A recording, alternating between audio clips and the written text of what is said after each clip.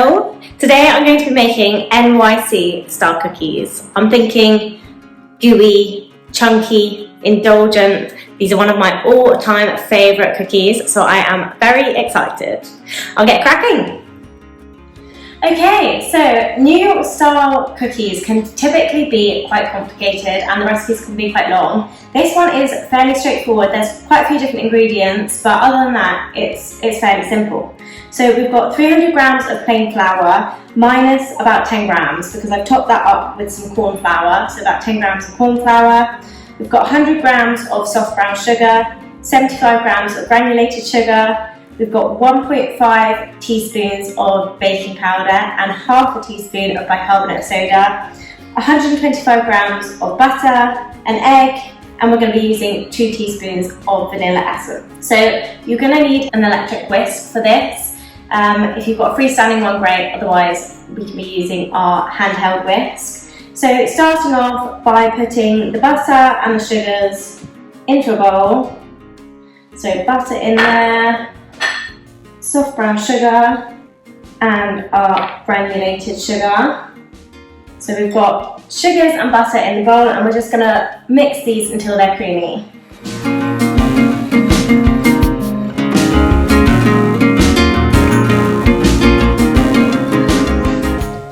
Okay, so now we're going to add in our egg and our vanilla. So 1 medium egg here. And you can do between 1 and 2 teaspoons of vanilla. I absolutely love vanilla, so I'll be doing 2. 1, 2. And then whisk again.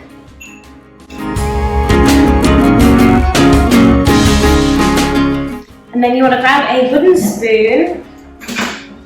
And it's time to basically add the rest of the ingredients. I have just realised I've missed one of the most important ingredients, which is the chocolate chips, which are just in my fridge.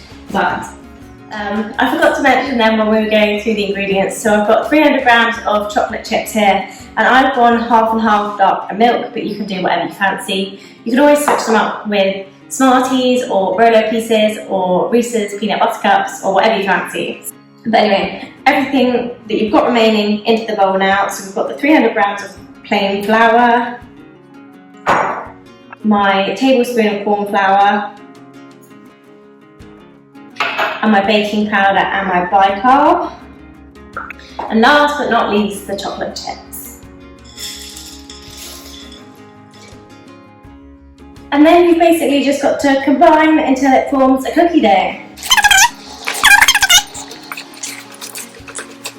You need to use your hands towards the end just to bring it together, make sure it's all combined and really cookie dough-esque, then that's fine. And there we have it, we're about done. A nice big, ball of cookie dough. Delicious. So next thing to do is weigh the cookies into balls. This recipe makes 8 cookies, so each cookie is about 120 grams. What I'm going to do is I'm going to pop some greaseproof paper on my baking sheet, put out the dough balls, and then I'm going to freeze them for half an hour, or you can leave them in the fridge for a bit longer before we bake them. You can always make them slightly smaller and do 100 grams and obviously have more cookies, but I find that 120 grams makes a really good size cookie. Just roll it into a ball. Look at that. And onto your baking sheet. Obviously you can bake them all at once, or you can freeze the cookie dough before it's been baked, or you can bake the cookies and then put them in the freezer if 8 cookies all at once is too much for you. But I feel like once you try these, you're going to want to eat all 8 in one go, to be honest.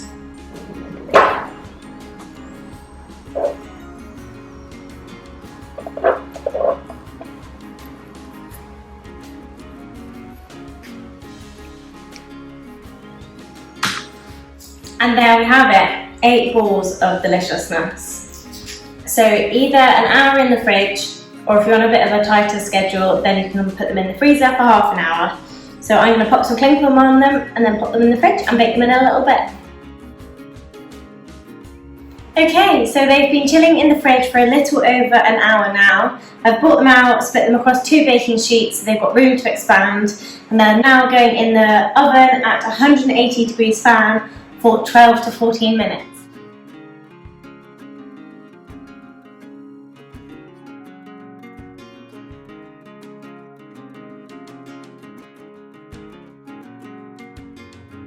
Okay, so they're in the oven for about 14 minutes. I've moved one knot onto the cooling rack already. Unfortunately, we've had one catastrophe. We moved them over too soon and they just dropped through the gap.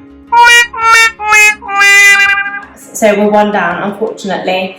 But I'm now going to move over the other ones. There we go, look at them. Okay, it's taste test time. I'm down to 6 now because my boyfriend couldn't resist and had to come and eat one. So I'm going to give this one a go.